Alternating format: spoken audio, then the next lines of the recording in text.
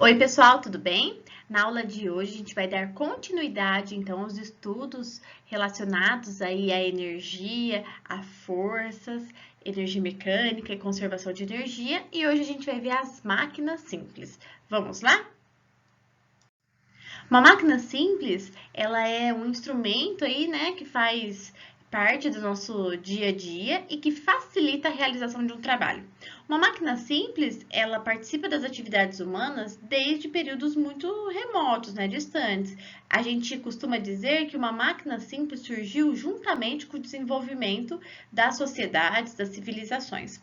Quando a gente pensa aí nos primeiros equipamentos que foram criados, né, para facilitar o dia a dia de uma civilização, nós temos bons exemplos de máquinas simples. Então, com o passar do tempo, esses instrumentos, né, que eram utilizados para facilitar a realização de alguma atividade, de algum trabalho, eles foram sendo aprimorados e hoje nós temos aí equipamentos cada vez mais sofisticados que surgiram de um mecanismo simples, né, e que com o avanço tecnológico chegaram aí a equipamentos de última geração.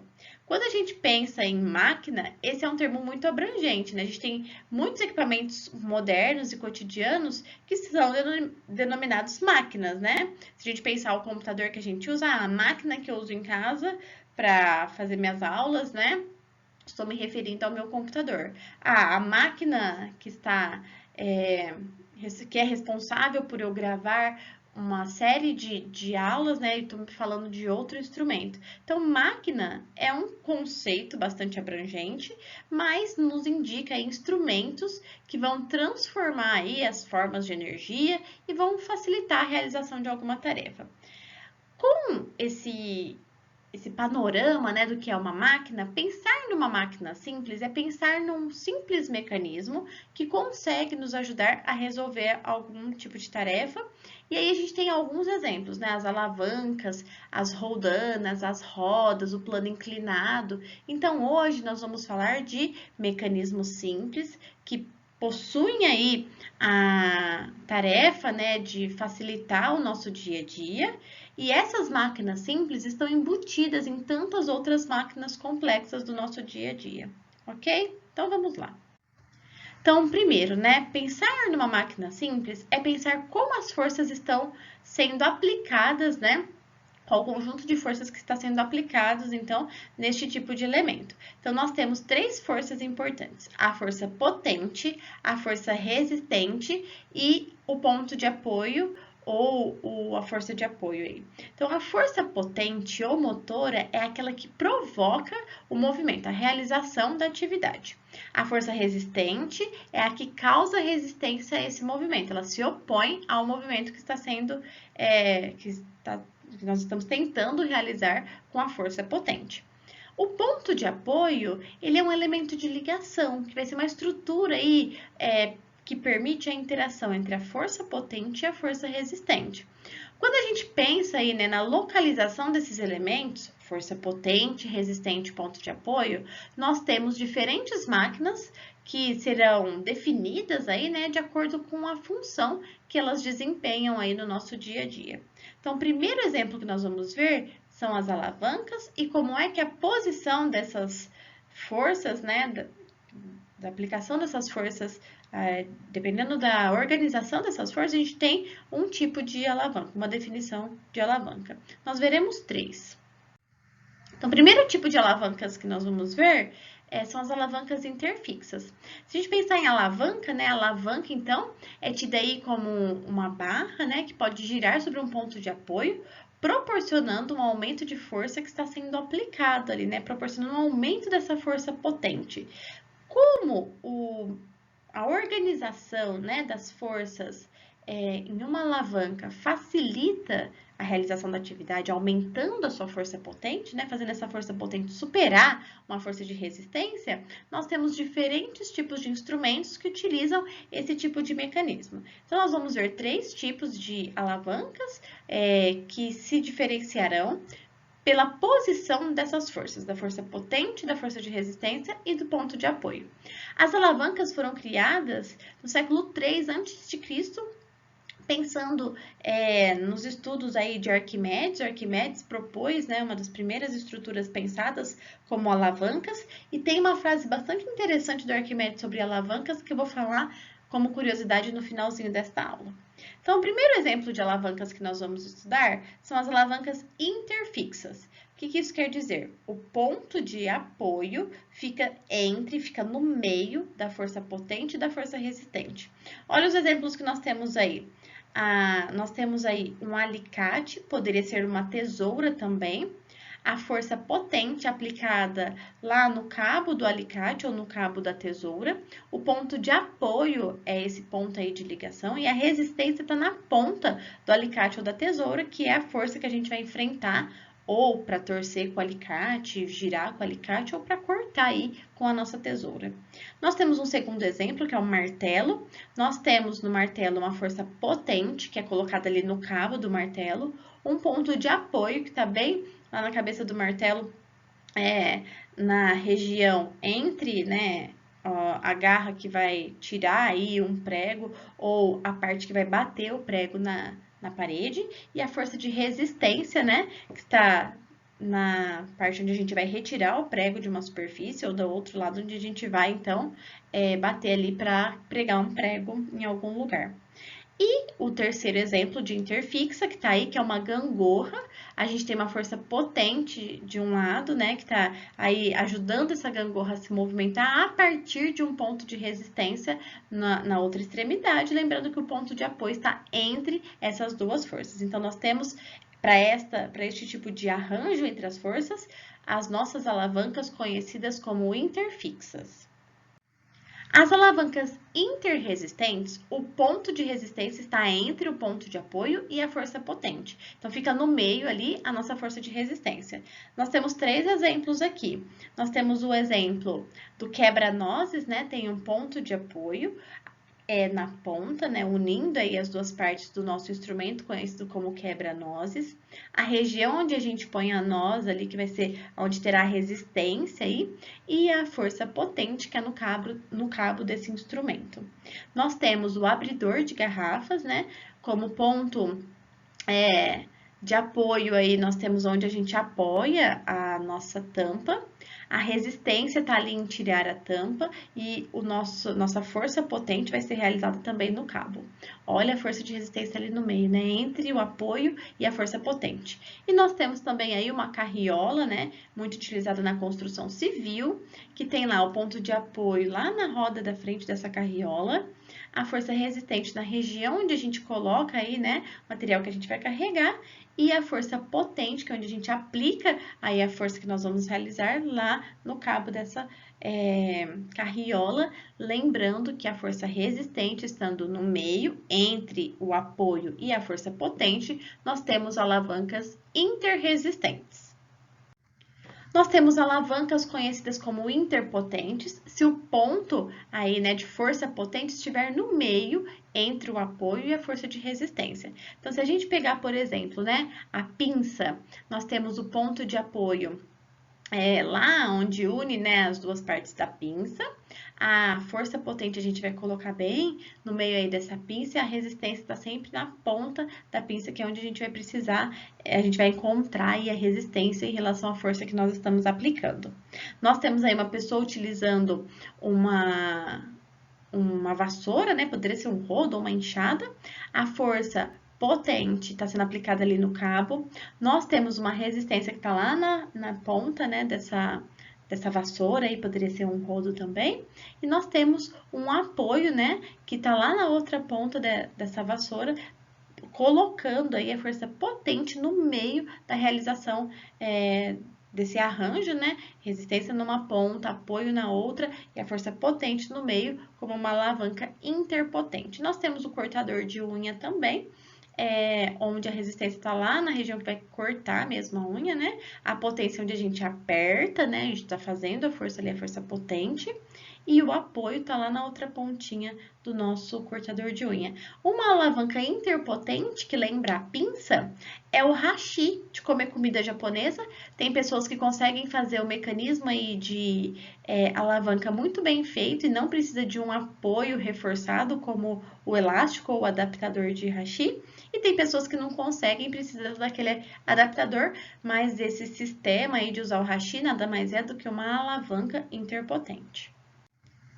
Aqui nós temos um desenho que vai nos ajudar a perceber como é que pode ter um equilíbrio entre uma alavanca, né?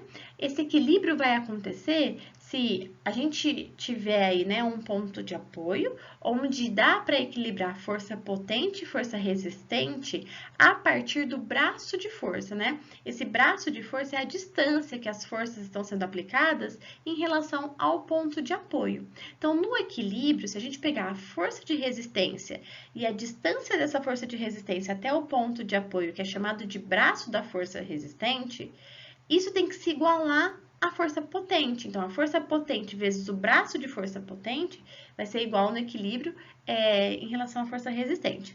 Nós vamos ver um exemplo para aplicar essa formulazinha aí e pensar, né, nessas distâncias do braço de força resistente ou do braço de força potente para manter, então, uma alavanca em equilíbrio. Então, se a gente pensar, né, nós temos lá, utilizando o desenho anterior, pensando que a força resistente é 30 newtons e o braço da força resistente é de 0,8 metros, sabendo que o braço da força potente é de 1,2 metros, qual deve ser o valor da força potente para que a balança fique em equilíbrio? Então, para a condição de equilíbrio, nós sabemos que a força resistente vezes o braço de força resistente tem que ser igual à força potente vezes o braço de força potente, né? Aí nós vamos substituir, ó. Aqui é 30 vezes 0,8. Aqui eu quero saber essa força potente que eu tenho que aplicar aqui para que fique em equilíbrio, né? Essa alavanca aqui é 1,2. Então, se a gente ver aí 30,08, vai ser 24. Então, vou colocar aqui, ó, 24.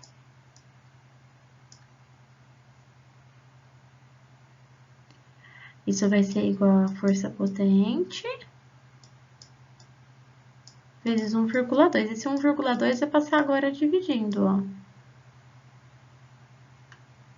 Então, a força potente aqui vai ser igual a 24 dividido por 1,2. Isso aqui vai dar uma força de 20 newtons. Então, é preciso aplicar uma força de 20 newtons para que essa alavanca fique em equilíbrio, pensando aí nas nossas forças, né, resistentes e o braço dessa força resistente, a condição de equilíbrio, sempre é pensar que essa multiplicação vai se igualar com a força potente com o braço de força potente. Nós temos também, como máquina simples, as rodas. As rodas são aí, né, uma das maiores invenções da humanidade, uma das mais antigas máquinas simples, e pelo fato da gente conseguir, então, né, reduzir a força que é exigida aí a partir do movimento desse objeto, a gente possibilita, então, a realização de uma tarefa de maneira mais fácil. Como é que estão relacionadas as forças potente, resistente e o ponto de apoio na nossa roda, né? A força potente, então, está sendo aplicada ali para que haja o movimento de rotação dessa roda. Nós temos no eixo dessa roda o nosso ponto de apoio e a resistência, né, está sendo aí surge aí, né, por conta do contato dessa roda com uma determinada superfície, surge uma resistência ao rolamento, então, da roda. Então, nós temos aqui uma máquina simples, né, que vai reduzir aqui a força potente, né, a força que eu tenho que aplicar, por conta aí de como essas forças estão sendo organizadas nesse tipo de instrumento. Outra máquina simples bastante interessante são as roldanas, que também são conhecidas como polias. Elas vão aí ampliar, né, a força que está sendo aplicada, dependendo de como a gente organiza aí essa polia.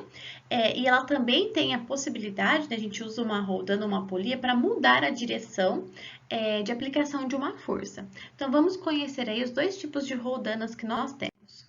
Nós temos as roldanas fixas, né? Então, nessa roldana fixa, passa-se aí, né, uma corda ou um fio por essa roldana que está presa numa determinada região e a força que tem que ser feita é igual à força peso daquilo que nós queremos erguer.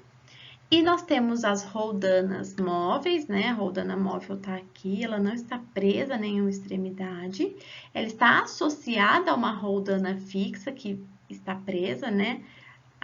Ao nosso apoio ali.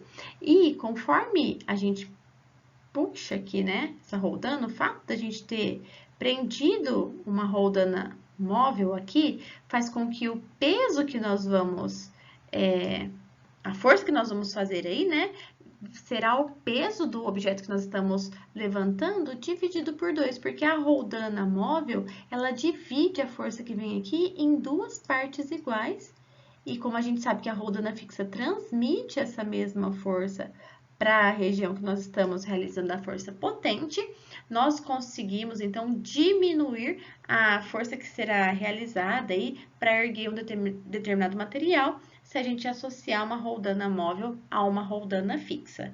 Então, pensa assim, toda vez que eu usar só uma roldana fixa, toda a força que eu vou fazer aqui é igual à força-peso que está sendo levantada aqui. Se eu usar uma roldana móvel, essa força-peso aqui vai ser dividida aí, né, por 2. E aí, a quantidade de roldanas que eu for utilizando fará com que essa força diminua cada vez mais, porque sempre que for associada uma roldana móvel, vai dividir essa força por 2.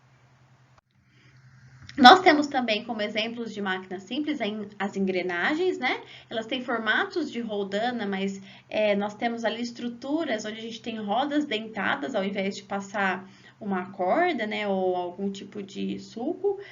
Nós temos ali rodas dentadas, então a gente tem uma rotação que acontece ali pela junção, né? Entre essas rodas dentadas. E a gente observa, né, que a alteração na velocidade de rotação por presença dessas engrenagens faz com que a gente tenha, então, aí o funcionamento de diferentes dispositivos. A gente tem engrenagens em grandes máquinas, né, ou até mesmo pequenos objetos como relógios, né, e alguns tipos aí de motores, ou as aplicações aí nas bicicletas e nos equipamentos que nós temos com a presença, então, de corrente, né, e engrenagem. A gente tem aí nessa possibilidade na bicicleta de quanto mais rápido essa engrenagem for girada, né, maior é a velocidade aí da bicicleta e a gente atinge essa velocidade sem realizar muita força motora na hora de pedalar. Então, a gente pode ir até trocando aí as marchas, né, que a gente vai falando para ir modificando a interação entre a corrente e essas engrenagens, a fim de diminuir a força que a gente faz ao pedalar e obter aí uma determinada velocidade. E nós temos também o plano inclinado, que é aí, né, uma máquina simples bastante interessante, porque é utilizada nas rampas de acesso, e ajuda aí, né, a diminuir o trabalho que nós teríamos ao subir uma escada, por exemplo. Então, quando a gente tem aí um plano, né, a gente pode ter uma elevação desse plano, possibilitando o acesso a um determinado andar aí, né, sem utilização de escada, só por uma utilização de rampa. E o plano inclinado é muito importante aí na acessibilidade das pessoas com deficiência física, uma vez que essas pessoas, né, possuem aí a sua mobilidade dificultada e o plano inclinado facilita o acesso dessas pessoas a diferentes regiões. Um lugar acessível é um lugar que possui, então, rampas de acesso, né, a diferentes andares, para que as pessoas com deficiência física consigam, então, se deslocar, né, em diferentes espaços. Pessoal, na aula de hoje nós discutimos, né, as máquinas simples e a aplicação de diferentes máquinas simples, de diferentes dispositivos que funcionam como máquinas simples. Os conceitos teóricos desta aula estão lá nas páginas 162 a 167. Faça a sua leitura e suas anotações com carinho. Eu vou deixar os exercícios 1, 8 e 10 das páginas 168 até a 172 para que vocês façam com atenção, com dedicação e a gente corrige na próxima aula. Bons estudos, até a próxima. E eu falei que eu ia deixar uma curiosidade sobre o Arquimedes. O Arquimedes ele foi o primeiro a propor aí um sistema de alavancas, né? E uma das frases célebres aí do Arquimedes sobre as alavancas é que me dê uma alavanca e um ponto de apoio que eu levantarei o mundo. Né? Então, aí só para inspirá-los no estudo de alavancas, uma expressão de Arquimedes que é muito citada sobre as alavancas, uma vez que o primeiro princípio de alavanca surgiu com os estudos de Arquimedes, ok? Um beijo, se cuidem e a gente se encontra muito em breve. Até!